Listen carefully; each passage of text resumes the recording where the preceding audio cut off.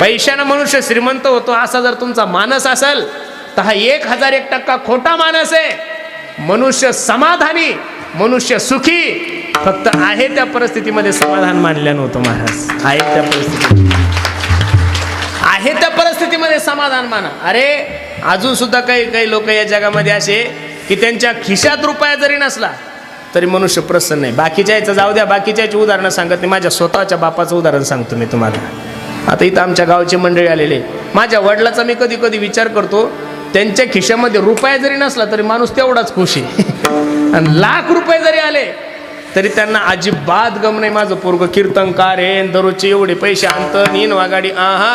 मी माझ्या लाईफमध्ये त्यांना सांगितलं, म्हणलं तुम्हाला कधी दुःख होत नाही? म्हणे भाऊ मी थांबून घेतलेलं आहे। काय म्हणतात ते? मी थांबून घेतलं। मनुष्य थांबला, लोभ सोडला ना महाराज, की तुम्हाला सांगतो तुमच्यासारखे जगात दुसरे कोणीच नाही। कधीतरी आरशासमोर जा आणि आरशासमोर गेल्यानंतर हा विचार करा, आता मी 45 वर्षाचा झालो, आता माझ्या जीवनात फक्त 5च वर्ष शिल्लक आहे। किती आहे? 50 वाल्या माणसाने थांबून गेलं पाहिजे। आता आपल्याजवळ 10-5 वर्ष, कधी कोणता रोग कधी येईल कसं काही सांगता येत नाही। मग आहे त्या परिस्थितीमध्ये समाधान मानून देवाचं चिंतन करा। हे बघा, मारुतीरायच्या दरबारामध्ये तुम्ही बसलेले महाराज, मी नारदाच्या गादीवर सांगतो, तुम्हाला जर असं वाटत असेल तुमच्या जीवनातलं संकट निवृत्त व्हावं, तुम्हाला जर असं वाटत असेल तुमच्या जीवनातलं संकट निवृत्त व्हावं, तर बाकी कोणत्याही देवतेची आराधना न करता फक्त आणि फक्त माझ्या बजरंगबलीचं दर्शन घ्या। जुने लोक महाराज शेतातून आले की पहिलं चहा घेतलं की मारुतीरायाच्या दर्शनाला जात होते। सकाळी आंघोळ झाली की जुने लोक पहा, अजून सुद्धा आंघोळ झाली की पहिले कुठं जातात? मारुतीरायाच्या दर्शनाला। आणि तिथली पद्धत होती राम राम। काय पद्धत होती? राम राम। तुम्ही 2दा राम राम म्हणायचा आणि पुढच्या 2दा राम राम म्हणायचा। अशा गोष्टी आम्ही सांगायला गेलो तर लोक म्हणतात महाराज दुनिया चंद्रावर गेली हो, तुम्ही कोणत्या दुनियात जगता? ऐका ना महाराज, इथं बऱ्याचशा माझ्या म्हाताऱ्या मायमावल्या पाठीमागं बसलेल्या आहे। त्या मायमावल्यांचं कपाळाचं कुंकू, इथून आपण दुसरीकडे गेलो होतो, परत कुंकावर आलो। हा, जेवढं कुंकू मोठं तेवढं म्हातारं गुडगुडीत। सौभाग्यवती मायमावलीने कपाळाला कुंकू लावलं पाहिजे, हे पुरुषोत्तम पाटील नाही सांगत, तुम्हाला रामायण सांगतंय। सौभाग्यवती मायमाऊलीने केस कापू नाहीये, हे पुरुषोत्तम पाटील नाही सांगत, तुम्हाला शास्त्र सांगतंय। म्हणून महाराजाचं नाही ऐकलं तरी चालेल, पण शास्त्राचं प्रत्येकानं ऐकलं पाहिजे। महाराज काय ऐकलं पाहिजे? हे बघा माया हो, तुम्ही माझ्या सर्व आई बहिणी, हे बघा मी तुमचा भाऊ म्हणून तुम्हाला सांगतो, तुम्ही जीवनामध्ये कितीही फॅशन करा, तुम्ही मुंबई पुण्याला जा, किती शॉर्ट कपडे घाला, किती काही करा, कोणत्याही दुनियात राहा, पण ज्या दिवशी आदर्शाचा विषय येईल त्या दिवशी आदर्श पुरस्कार आतापर्यंत महाराष्ट्रातल्या कोणत्याच उघड्या फिरणाऱ्या बाईला भेटलेला नाही। ही गोष्ट ध्यानात ठेवणे का, आतापर्यंत आदर्श पुरस्कार जो भेटला तो माझ्या मा जिजाबाई साहेबांनाच भेटलाय। आतापर्यंत आदर्श पुरस्कार भेटला झाशीची राणी लक्ष्मीबाई यांनाच भेटलाय। आदर्श म्हणून ज्यांच्याकडे पाहिलं जातं अहिल्याबाई होळकरांकडेच पाहिलं जातं। अरे तुम्ही सुद्धा राजकारण करतात, प्रत्येकच महिला राजकारण करतात। राष्ट्रपती सौ प्रतिभाताई पाटील आदर्श घ्या त्या मायमाऊलीचा। तेवढ्या पदावर तर आपण नाहीये ना महाराज। 5 वर्ष राष्ट्रपती होती ती मायमाऊली, पण डोक्याचा पदर तिनं खाली येऊ दिला नाही। मनगटापर्यंत ब्लाऊज होते, काय नव्हतं करताय तिला। अरे पंतप्रधानापेक्षा मोठं पद आहे ना ते, देशातलं सर्वात मोठं पद आहे राष्ट्रपती। तुम्ही कधी गेले राष्ट्रपती भवन पाहिलं तर पहा, एकट्या राष्ट्रपतीला 350 खोल्या आहे, 600 माणसं तिथं कामाला आहे, 300 तो नुसते आचारी आहे, एवढं मोठं वजन, पण मनगटापर्यंत ब्लाऊज। त्यांनी ठरवलं असतं मला पंजाबी घालायचं, जमलं नसतं, पण पूजा फक्त आचरण करणाऱ्या माणसाची होती। म्हणून जीवनामध्ये किती जरी मोठं संकट असेल तर फक्त जा आणि हनुमंतरायाचं दर्शन घ्या, हनुमंतरायाला म्हणा जय हनुमान ज्ञान गुण सागर, जय कपीसती हो लोक उजागर, रामदूत अतुलित बलधामा, अंजनी मित्र पवन सुत नामा, महावीर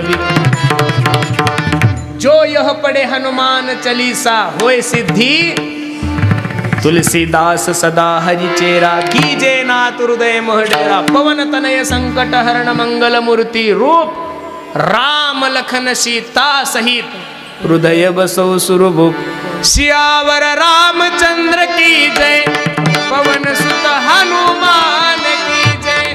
जीवनामध्ये किती जरी मोठं संकट असेल, काहीला जर असं वाटत असेल माझ्यावर संकट येणार आहे, त्यानं सकाळी उठलं काहीच करायचं नाही. आंघोळ झाल्यानंतर फक्त 11 वेळेस हनुमान चालीसा म्हणायची. किती वेळेस म्हणायची? ही काही अंधश्रद्धा नाही, काही बुवाबाजी नाही, तुमच्या कानात काही सांगत नाही, काही छाछू नाही, काही लिंबू नाही, काही दोरा नाही, काही गंडा नाही, काहीच नाही. हे एकदम ओपनली आहे. फक्त दररोज हनुमंतरायाच्या दरबारात सांगतो, नारदाच्या गादीवर सांगतो. खोटं कशाला बोलू महाराज? हनुमंतराया ही शक्तीची देवता आहे. दररोज न चुकता फक्त 11 वेळेस हनुमान चालीसा म्हणा. आणि हा पाठ तुम्ही 21 दिवसाचा करा, 31 दिवसाचा करा, 11 दिवसाचा करा.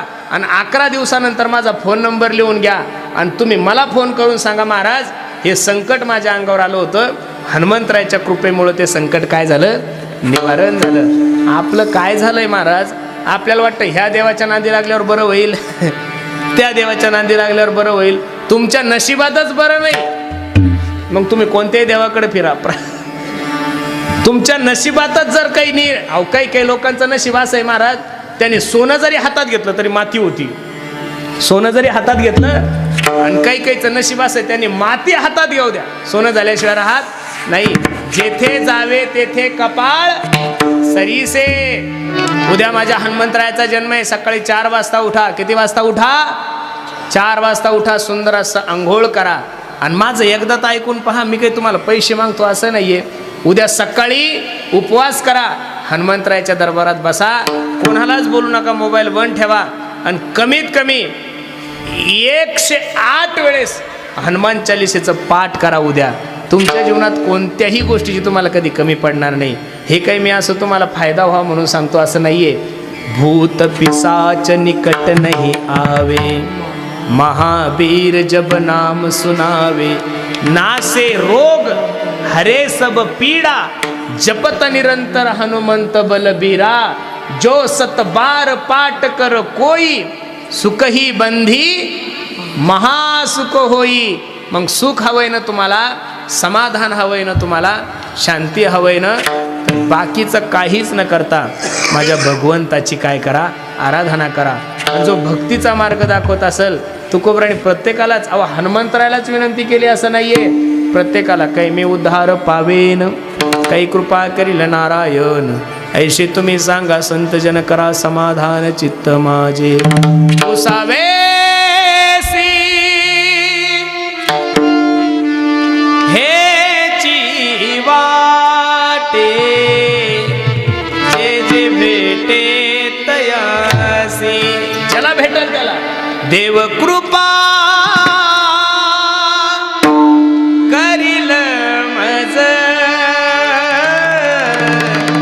कायला जरा खेन, पण हा विश्वास असावा.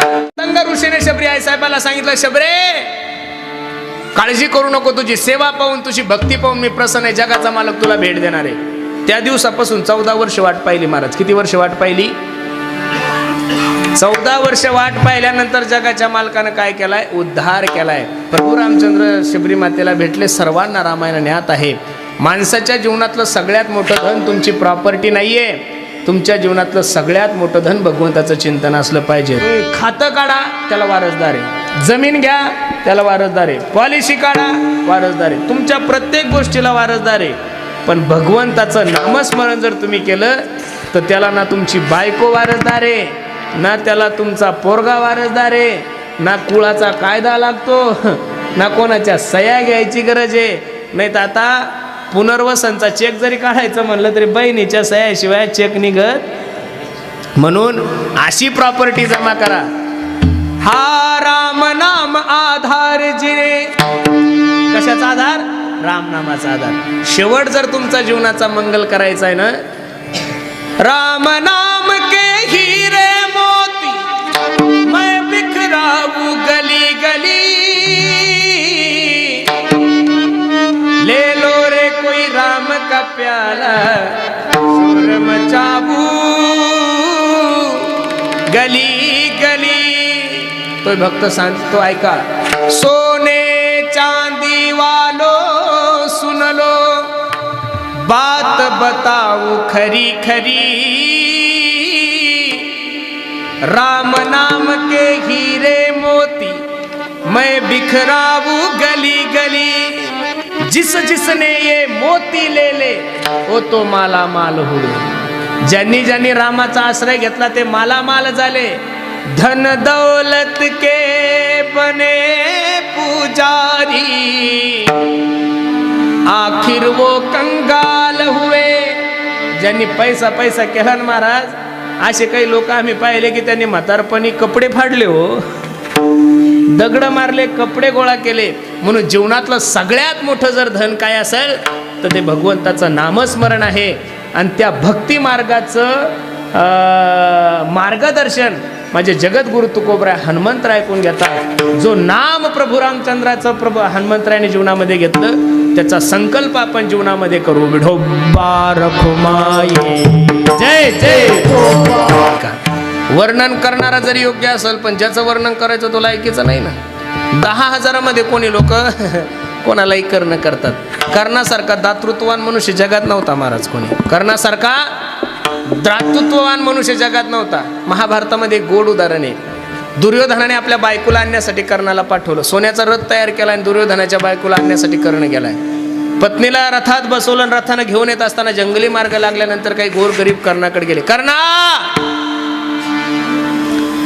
तुझं नाव आम्ही ऐकून आहे, तुझ्यासारखा दानशूर, तुझ्यासारखा दातृत्ववान या जगामध्ये दुसरा कोणी नाहीये. गोर गरीब आहोत आम्ही, आमच्या लेकरांचे लग्न करायचे, खायला काही नाही, दुष्काळ आहे, काहीतरी दे. अंगावर जेवढं काही सोनं होतं तेवढं सगळं कर्णाने कोणाला देऊन टाकलं? त्या सेवकांना देऊन टाकलं. परत रथ सुरू झाला. 10-5 किलोमीटर गेल्यानंतर परत काही लोकांनी अडवलं. आता जेवढं जवळ होतं तेवढं तर देऊन टाकलं. लोक जर विनमुख गेले तर मला पाप लागल्याशिवाय राहणार. क्षणाचाही विचार न करता दुर्योधनाच्या पत्नीच्या अंगावर जेवढे काही दागिने होते तेवढे सगळे दागिने कर्णाने घेतले आणि त्या लोकांना देऊन टाकले. आता मायाव खरं सांगा, तुम्हाला सोनं किती आवडतं हे मी कसं सांगू? ज्या दिवशी मी बाई होईल त्या दिवशीच मला कळलं. तसं कळणार? महिला मंडळीला एवढं सोनं आवडतं की तेवढं माणूस आपण शब्दात वर्णन करू शकत नाही. ज्या दिवशी आपण बाया होऊ त्या दिवशी कळलं सोनं किती आवडतं. ऐका लक्ष देऊन. जसं हस्तिनापूरमध्ये रथ गेला, रथातून पत्नी खाली उतरली दुर्योधनाची, थय थय थय थय थय थय करत. लाज नाही वाटत तुम्हाला? इथून सुरुवात केली. कळत नाही तुम्हाला कोणत्या माणसाला तुम्ही मला आणायला पाठवलं? अहो, पृथ्वी तुल्ल्यासारखे दागिने माझ्या अंगावर असताना सगळे दागिने काढून घेतले आणि त्या वनातल्या लोकांना देऊन टाकले. कळत नाही तुम्हाला? असं नाही तसं नाही. जाम अर्धा तास बोलत बसली. दुर्योधन फक्त मान हलवत होता. आणि सगळं झाल्यावर दुर्योधन म्हणला, बाई बरं झालं कमीत कमी तू तर घरी आली. काय म्हणला? एक काम बरं झालं की कमीत कमी तू तरी घरी आली. बरं झालं वनात तुला कोणी मागितलं नाही, नाही तर या बाबानं तुलाही धरलं असतं, देऊन टाकलं असतं. सोनं परत करू पण तू गेल्यानंतर दुसरी बायको मला भेटली. मग एवढा जो कर्ण दातृत्वाने 10,000 कोणालाही कर्ण करू नका. वर्णन करणारे माझे जगद्गुरु तुकोबराय आहे. तुकोबरायचं वर्णन काय करायचं? वेदाचा तो अर्थ आभासीच ठावा, एरहाने वहावा भार माथा, अनुरेणू या थोकडा तुका आकाशा. आणि ज्या व्यक्तीचं वर्णन करत आहे ते हनुमंतराय. कोण आहे? 9 विधा भक्तीमध्ये श्रवणम कीर्तनम विष्णुपाद सेवनम अर्चनम वंदनम दास्यम सख्यमात्मनिवेदनम या 9 प्रकारच्या ज्या भक्ती आहे त्याच्यामध्ये सर्वात श्रेष्ठ भक्ती जी आहे ती हनुमंतरायाने केली. मी बोलतोय असं नाही, तुकोबरायचं प्रमाण आहे. दासत्व निकट हनुमंते पैकेले, दासत्व निकट हनुमंते पैकेले.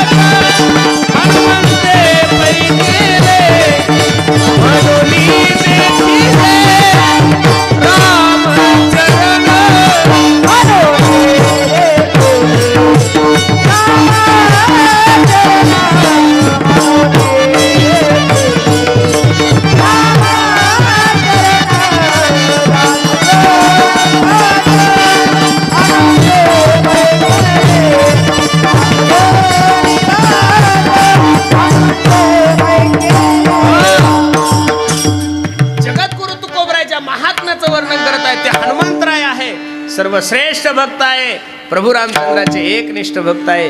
आणि त्या हनुमंताचं वर्णन करत असताना तुकोबरायांचे शब्द आपल्या वाणीतून खर्च केले ते किती गोडे महाराज सांगतात. शरण शरण हनुमंता, शरण शरण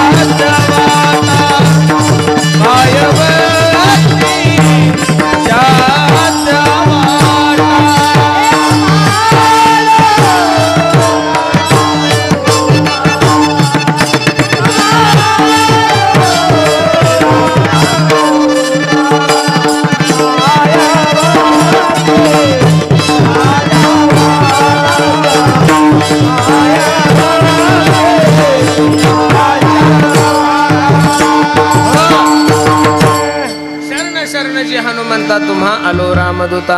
घेतलेल्या अभंगाच्या पहिल्या चरणामध्ये माझ्या हनुमंतरायाचं वर्णन तुकोबराय करतात. खरं सांगा, तुकोबराय सारखा महात्मा ज्यांनी जीवनभर नामस्मरण केलं, गोविंद सनी गोविंद शेनी गोविंद त्यामनी बैसलासे, माझी मज झाली अनावर वाचा छंद या नामाचा घेत असं रात्रंदिवस त्या महात्म्याने देवाचं चिंतन केलंय. जो महात्मा रात्रंदिवस जागृती स्वप्नी सुषुप्ती तिन्ही अवस्थेमध्ये जो महात्मा देवाचं चिंतन करतोय, तो महात्मा हनुमंतरायासारख्या भक्त शिरोमणी बजरंग बलींना का शरण येत आहेत. त्यावेळेस खरं सांगू का महाराज, तुकोबरायासारखा महात्मा ज्या अर्थी बजरंग बली हनुमंतरायांना शरण येतात, याचं कारण भक्तामध्ये सर्वात श्रेष्ठ जर भक्त कोण असेल तर हनुमंतराय. शरण शरण जी हनुमंता तुम्हा आलो रामदूता. प्रभू रामचंद्राचे सेवक, प्रभू रामचंद्राचे दूत हनुमंतराय होते. बरं, शरण जाण्याचं कारण काय? शरण केव्हा जावं लागतं? शरण जाण्याचं कारण काय? शरण केव्हा येतो मनुष्य? मनुष्य हातबल झाला की मनुष्य काय होतो? अर्ज का मागं घेतो? मॅनेज झाला की अर्ज बाद का होतो? अर्ज मनुष्य मागं का होतो? कोणीतरी समजूत घातली बा, ओ तुम्ही असं नका करू, तुमच्यानं काही परिणाम होणार नाही, यानं तुमचाही वाटोळ होईल माझंही वाटोळ होईल, तुम्ही काय करायचं, अर्ज मागं घ्या. मग अर्ज मागं झाला म्हणजे काहीतरी त्याला काय केली? विनंती केली. आता तुकोबराय पहिलेच भक्त शिरोमणी आहे, वैराग्याचे महामेरू आहे. रात्रंदिवस तुकोबराय देवाचं चिंतन करतात. दिनरजनी हाची धंदा गोविंदाचे पोवाडे. तुकोबरायचा जीवनाचा विषय तो त्यांचा झाला नारायण. ना आवडे जनधन माता पिता. आणि ते जगद्गुरु तुकोबराय हनुमंतरायासारख्या भक्ताला शरण जाता येते. याचं कारण काय आहे? तुकोबराय शरण जाण्याचं कारणच एवढं आहे की हनुमंतराय भक्ती क्षेत्रामध्ये उंच स्थानी आहे. आणि त्या हनुमंतरायाला तुकोबराय भक्तीचा मार्ग विचारतात. महाराज सांगतात, काय भक्तीच्या त्यावा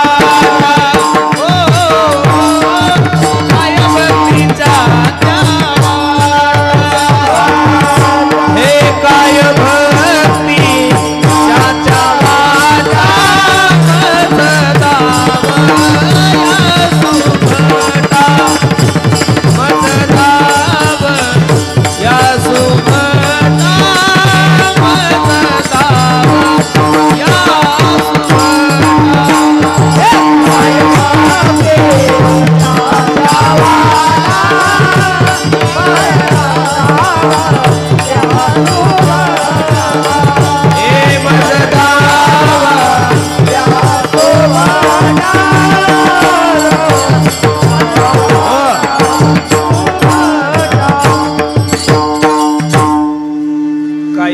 भक्तीच्या त्या वाटा मज दावया सुवले. सर्वांनी हातवर. वा वा वा. 2 मिनिटं सर्वांनी हात. देवाचं चिंतन करा. हे बघा, ठेवा तसेच, काळजी करू नका. माझं जोपर्यंत होत नाही राहू द्या तशी. प्रभू रामचंद्राचं जर चिंतन केलं तर सर्वात जास्त आनंद जर कोणावर होईल तर माझ्या बजरंग बलीला होईल. बरोबर आहे का नाही? मग केले हातवर. फक्त 30 सेकंद, एक टाळी, एक बोल सर्वांनी. माझ्या हनुमंतरायाची कृपा तुमच्या आणि माझ्या जीवनामध्ये व्हावी यासाठी. श्रीराम जय राम जय जय राम. श्रीराम जय राम जय जय राम. बोला बोला माय बाप बोला.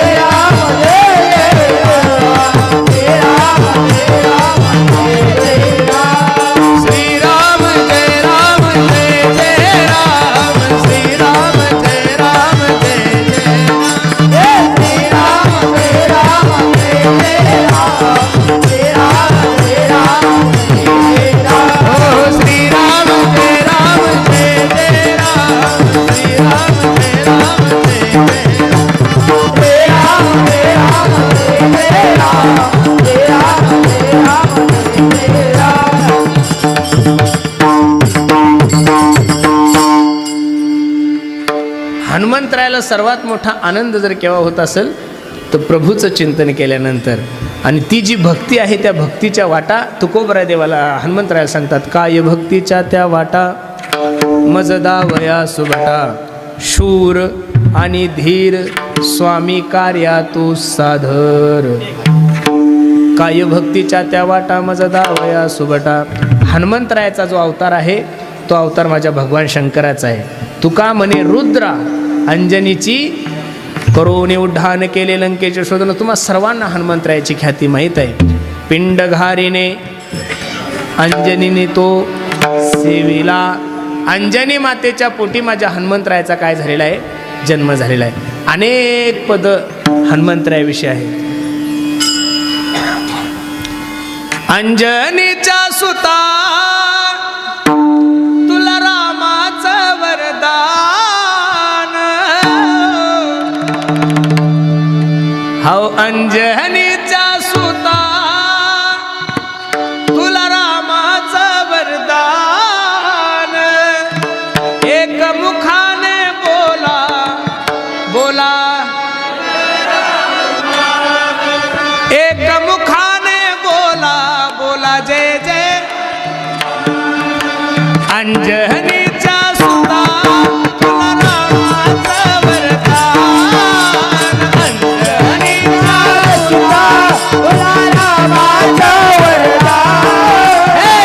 अंजनीच्या सुता तुला रामाचं वरदान. सुता तुला रामाचं वरदान. एक मुखाने बोला बोला जय जय हनुमान. एक मुखाने बोला बोला जय जय हनुमान. एक मुखाने बोला बोला जय जय हनुमान. एक मुखाने बोला बोला जय जय हनुमान. असे रात्रभर जरी गाणे म्हणायला लावले तुम्ही तरी मी म्हणू शकतो. पण ते तुम्ही उद्या म्हणा. आज काही जन्मोत्सव नाहीये. तुका म्हणे रुद्रा अंजनीची या कुमारा, काय भक्तीच्या त्या वाटा मजदा वया सुबटा. अगदी गोड नियोजन तुम्ही सर्व मंडळींनी केलंय मायबाप. नजर लागा एवढा सुंदर कार्यक्रम आहे. मला तुम्हा सर्व मंडळीला विनंती करायची अगदी, आणि मला या कार्यक्रमाचं सर्वात मोठं वैभव हे वाटतंय, या कार्यक्रमाचं निरीक्षण जर प्रामुख्यानं तुम्ही केलंय तर वयस्कर लोकांपेक्षा तरुणांची संख्या आहे. तरुण जर परमार्थाला आला, तरुण जर ज्ञानोबराय तुकोबरायच्या जवळ आला तर उद्या भविष्यात वारकरी संप्रदायाची महाराष्ट्रात क्रांती झाल्याशिवाय राहणार नाहीये. म्हणून तरुणांना माझी विनंती, मायबाप प्रत्येकाने देशाविषयी धर्माविषयी स्वाभिमान बाळगा. महाराज जेवणामध्ये भाजीमध्ये तुम्ही तेल किती टाकले याला महत्त्व नाहीये, जेवणामध्ये मसाला किती टाकला यालाही महत्त्व नाहीये, लसूण किती टाकला यालाही महत्त्व नाहीये, कांदा किती टाकला यालाही महत्त्व नाहीये, हळद किती टाकली यालाही महत्त्व नाहीये. भाजी खूप सुंदर बनवली आणि त्या भाजीमध्ये जर नमक मीठ नसेल तर त्या भाजीला किंमत नाहीये. तसं अख्खं रामायण वाचा तुम्ही, त्या रामायणामधून जर माझ्या हनुमंतराय वाचा केले तर रामायणाला किंमत नाहीये. महाराज ज्यावेळेस सीता शोधल्यानंतर प्रभू रामचंद्राचं रावणाचं युद्ध झालं, लक्ष देऊन ऐका बरं. प्रभू रामचंद्राचं रावणाचं युद्ध झालं आणि युद्ध झाल्यानंतर रावण मरण पावलेला आहे. सगळी अयोध्या नगरी नटलेली आहे की आता प्रभू रामचंद्र परत अयोध्येला येणार आहेत. जसं राम राज्याभिषेकाच्या वेळेस अयोध्या नगरी नटली होती, गुडिया तोरणे करती कथा गाती गाणे, प्रत्येक घरावर गुढी लावली होती. का? उद्या आमचा जगाचा मालक की अयोध्येचा काय होणार आहे?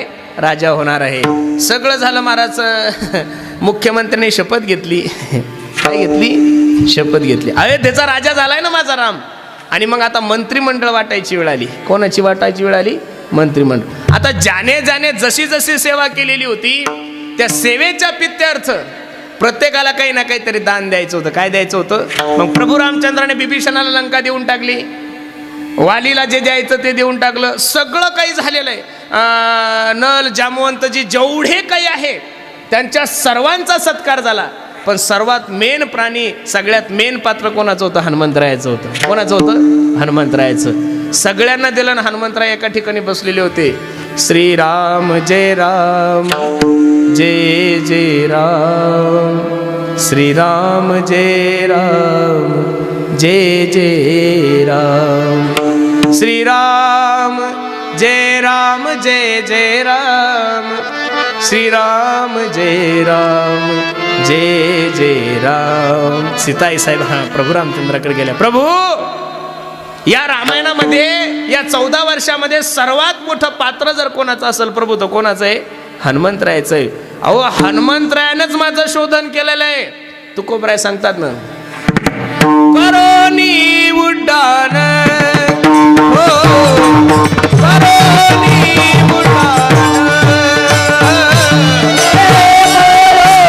उड्डाण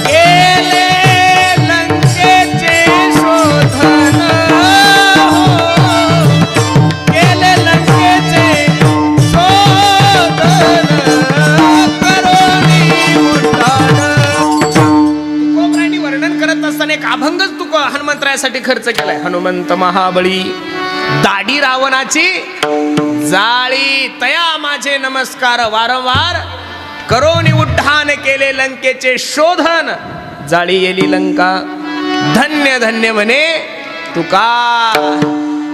ओ रामजी, ओ मालक, मला शोधण्याचं काम जर कोणी केलं असेल तर कोणी केलेलं आहे? हनुमंतरायाने केलंय. अहो लक्ष्मणाला ज्यावेळेस शक्ती लागलेली आहे त्यावेळेस लक्ष्मणाला ती जडीबुटी आणण्याचं काम कोणी केलेलं आहे? आई रावण मै रावण ज्यावेळेस लक्ष्मणजीच्या आणि प्रभू रामचंद्राच्या मागं लागले त्यावेळेस सुद्धा प्रभू रामचंद्राला आणि लक्ष्मणाला वाचवण्याचं काम कोणी केलंय? हनुमंतरायाने केलंय. मग एवढं ज्याचं योगदान आहे, जो 15 वर्ष झाले तुमचं काम करतोय, रात्रंदिवस डोर टू डोर जाऊन तुमचं मतदान करतोय आणि तुम्ही त्याला तिकीट न देता एका आयत उमेदवाराला तुम्ही तिकीट देता, हे चांगलं नाही. आम्ही त्याचं काम करणार. हे कोण म्हणतंय? सीताई साहेब कोणाला सांगते ना, रामाला सांगते. अहो रात्रंदिवस तुमच्यासाठी झटलाय ना तो माणूस, मग तुम्ही त्याच्या सेवेचा काहीतरी मोबदला दिला पाहिजे. हनुमंतरायाने प्रभू रामचंद्राने हात जोडले. सीते, माझ्यासोबत माझ्याजवळ फक्त एक प्राण आहे. किती आहे? एक प्राण आहे. असे मी हजारो प्राण जरी माझ्या हनुमंतरायासाठी दिले ना, तरी मी हनुमंतरायाच्या उपकारातून ऋणी होऊ शकत नाहीये. जाऊ द्या, तुम्हाला तर काही कळतच नाही. कोण म्हणलं? सीताई साहेब. कोणाला म्हणली? बस एवढं जरी आजकालच्या रामायला कळलं तरी खूप झालं. म्हणजे सीताई साहेब सुद्धा रामाला म्हणत होती तुम्हाला काही कळत. मग आपल्या म्हणतात काही नवीन नाही ना, त्याच्यात काही विशेष नाहीये. सीताई साहेबांनी गळ्यामधला रत्न जडीत हार काढला. एका एका रत्नाची किंमत पृथ्वी तोला इतकी होती, आणि तो हार कोणाच्या ताब्यात द्याला? हनुमंतरायाच्या ताब्यात द्याला. हनुमंतरायाने तो हार घेतल्यानंतर काय केलं? मुझको कीर्ती ना वैभव ना यश चाहिए, मुझको कीर्ति ना वैभव ना यश चाहिए, राम के नाम का मुझको रस चाहिए, देख लो ना मेरे नगीने में श्री राम जानकी बैठे हैं मेरे सीने में, श्री राम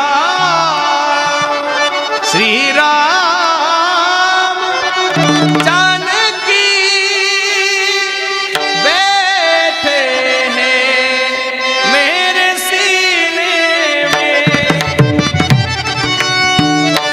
देख लो मेरे दिल के नगीने में, देख लो मेरे दिल के नगीने में, श्री राम जानकी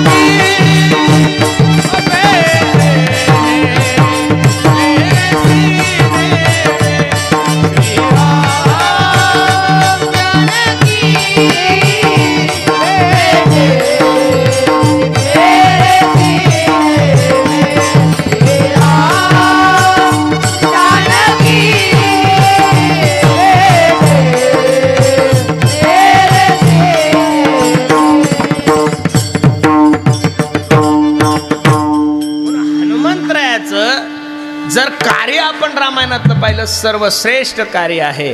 आणि तुकोबराय सारखा महात्मा कोणाचंही वर्णन कसं करलो? अजिबात नाही. लक्ष देऊन ऐका. छत्रपती शिवाजी महाराजासारखा राजा तुकोबरायच्या कीर्तनाला येऊन बसल्यानंतर तुकोबरायच्या मुखातले उद्गारे मुंगी आणि राव आम्हा सारिखाची जीव 4092 अभंग आहे गाथ्यामध्ये. किती अभंग आहे? 4092. कधी वाचले असेल तर माहीत असेल, पण नसल वाचले तर उद्यापासून सुरू करा वाचायला.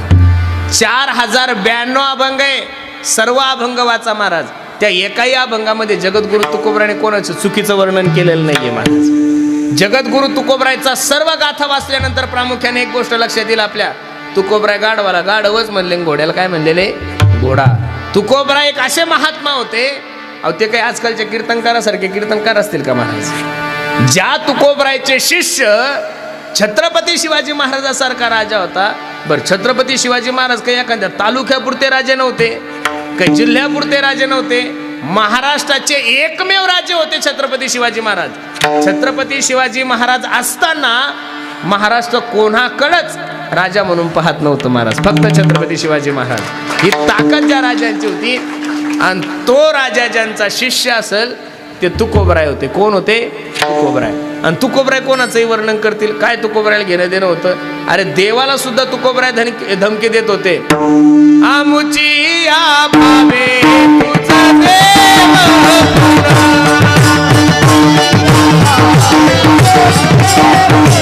हे आमुची या भावे तुझा देव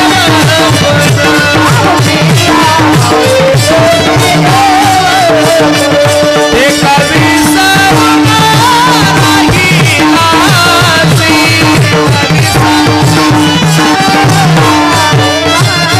समर्थासी नाही उपकार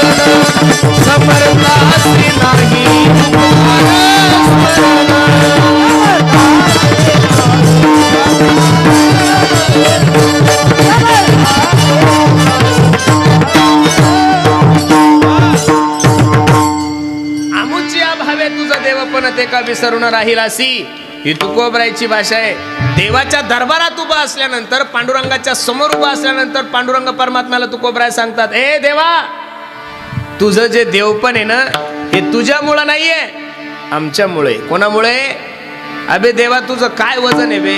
आम्ही तुझा प्रचार करतो म्हणून तू माणूस नाही, तुझ्यासारखा हलकट माणूस जिल्ह्यात नाही दुसरं कोणी. असं तुकोबराय सांगायचं. कोणाला? देवाला. अबे आम्ही तुझं वर्णन काय करतो? उदार तो हरी ऐसी कीर्ती चरा. आणि तसं जर पाहायला गेलं देवा, तर तू एक नंबरचा चोट्टा आहे बे.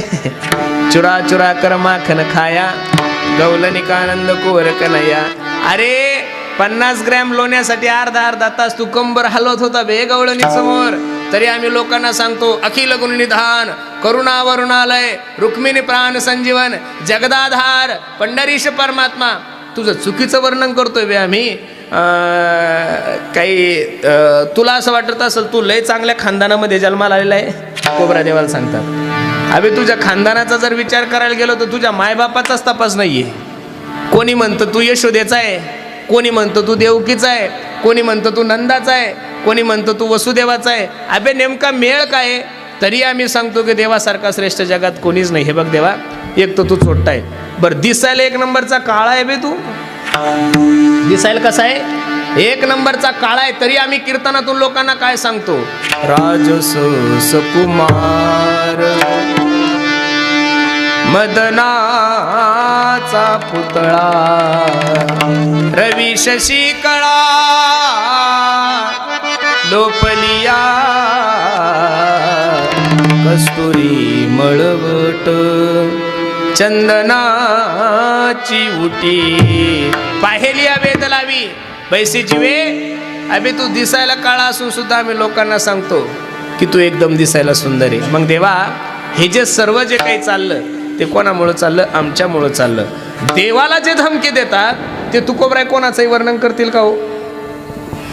पहिलं तर विषय असा आहे, ज्या व्यक्तीचं वर्णन करायचं तो अधिकारी असावा लागतो. एक, ज्या व्यक्तीचं वर्णन करायचं तो कसा असावा लागतो? अधिकारी. जो वर्णन करणार आहे तोही अधिकारी असावा लागतो. 2, आणि वर्णविषय सुद्धा अधिकारी असावा लागतो.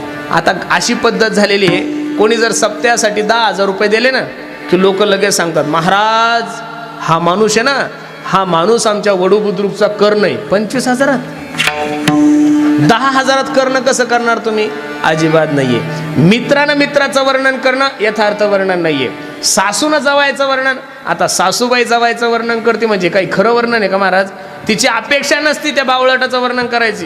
पोरगी दिलेली ना आमच्या गावाची एक मायमाऊली, नेहमी मला भेटली की म्हणते, महाराज म्हणाव काय ग काकू, कधी मुंबईला गेलात माझ्या जवायला जाऊन भेट. दररोजचं 2-2, 3-3 हजार लोकांना चहा पाचतोय तो. मी म्हणलं माय नेमकं अध्यक्ष आहे मुंबईचा का खासदार आहे? आता 2,500 लोकांना दररोज चहा म्हणजे काही सोपं आहे का? ठीक आहे, 2-4 लोकांना ठीक आहे, 10 लोकांना ठीक आहे, 15 लोकांना ठीक आहे. नेमकं मागच्या महिन्यात माझं मुंबईला कीर्तन होतं. मी काकूला फोन केला, काकू ए काकू, अगं कीर्तन आहे माझं, तू सांगितलं होतं जवाई बापूला भेटू नये, त्यांचा ॲड्रेस. काकूने मला ॲड्रेस पाठवल्यानंतर मी त्या ॲड्रेसवर गेल्यानंतर मला कळालं की मुंबईचे सगळ्यात चहामध्ये प्रसिद्ध असणारे हॉटेल, आणि त्या हॉटेलमध्ये हिचा जवाई वेटर होता. आणि तिथं दररोजचे कमीत कमी 4,000 लोक चहा पितात. आता सासूबाईनं जवायचं वर्णन करणं याला यथार्थ वर्णन करणं म्हणत नाहीये. अरे वर्णन तुमच्या दुश्मनाने करावं, आणि वर्णन तुमच्या दुश्मनाने तुमच्या पाठीमागं करावं, त्याला वर्णन म्हणतात.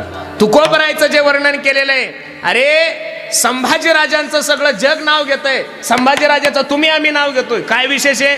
तुमचं आणि माझं रक्त येते, तुम्ही त्यांचे माझे वंशज आहात. अरे आपण हिंदू लोकांनी छत्रपती संभाजीराजांना मानावं, आपण हिंदू लोकांनी माझ्या छत्रपती शिवाजी महाराजांना मानावं, आपण हिंदू लोकांनी प्रभू रामचंद्राचं वर्णन करावं. यात काय नवले? त्या काळामध्ये माझ्या छत्रपतीचा विरोध करणारे लोक, त्या काळामध्ये माझ्या संभाजीराजांचा विरोध करणारे लोक, त्या लोकांना सुद्धा संभाजीराजांविषयी छत्रपती शिवाजी महाराजांविषयी तेवढाच आदर होता. एवढं सोन्यासारखं जीवन होतं महाराजा लोकांचं. संभाजी राजावर औरंगजेब बादशाह क्रूर केलं, त्यानं भरपूर त्रास दिला, पण संभाजी राजाचं ऐश्वर्य पाहून, संभाजी राजाची क्रांती पाहून औरंगजेब बादशाह सुद्धा म्हणत होता, तुला सांग काय पाहिजेत, मी तयार आहे. काय म्हणला होता औरंगजेब बादशाह, तुला माझी मुलगी देतो, तुला जवाई म्हणून करतो, तू फक्त एकदा मान की मी मुस्लिम आहे. काय नव्हतं करतायत महाराज. राजाही झाला असता, जवाई झाला असता, सगळं भेटलं असतं ना, पण नाही महाराज. गरम सळया संभाजी महाराजांच्या डोळ्यात घातल्या. हो, चरित्र कधी कधी वाचलं ना, अंगावर शहारे येतात महाराज.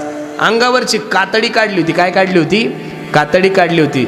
मी नारदाच्या गादीहून तुम्हाला सांगतो महाराज, मी व्यासपीठावरून तुम्हाला आव्हान करतो, संभाजी राजे ज्यावेळेस वैकुंठातून तुमच्या आणि माझ्याकडे पाहत असेल ना महाराज, तर नक्की संभाजी राजांच्या सुद्धा डोळ्याला धारा लागल्या असेल. ते सुद्धा विचार करत असेल, अरे ज्या लोकांसाठी आम्ही देहाचं बलिदान दिलंय, जे भगतसिंग, जे राजगुरू, जे सुखदेव वैकुंठातून तुमच्या आणि माझ्याकडे पाहत असाल, ते लोक रडत असन तुमच्या मूर्खपणाकडे पाहून. अरे ज्यांच्यासाठी ज्या वयामध्ये लग्न करायचं, ज्या वयामध्ये संसार थाटायचा, त्या वया 22व्या आणि 23व्या वर्षी तुमच्या आणि माझ्यासाठी गळ्यामध्ये फास गुतवला या लोकांनी. काय नव्हतं करताय संभाजीराजांना. आणि ते संभाजीराजे ज्यावेळेस तुमच्या आणि माझ्याकडे पाहत असल, आजकालच्या राजकारण्याकडे पाहत असल, आजकालच्या राजकर्त्याकडे पाहत असल, तर त्यांना सुद्धा वाटत असल निश्चित आमचं बलिदान व्यर्थ गेलेलं आहे महाराज. काय गेलेलं आहे? मी दररोज कीर्तनातून सांगतोय, तुम्हाला काय सांगायचं महाराज. चांगला जर खिल्लारी बैल घ्यायला गेले, गाड्याचा बैल धरू आपण. कशाचा बैल धरू? इकडं गाडी खूप चांगली. गाड्याचा चांगला जर बैल घ्यायला गेले तर 25 लाख रुपये, 10 लाख रुपये, 5 लाख रुपये त्याची किंमत आहे.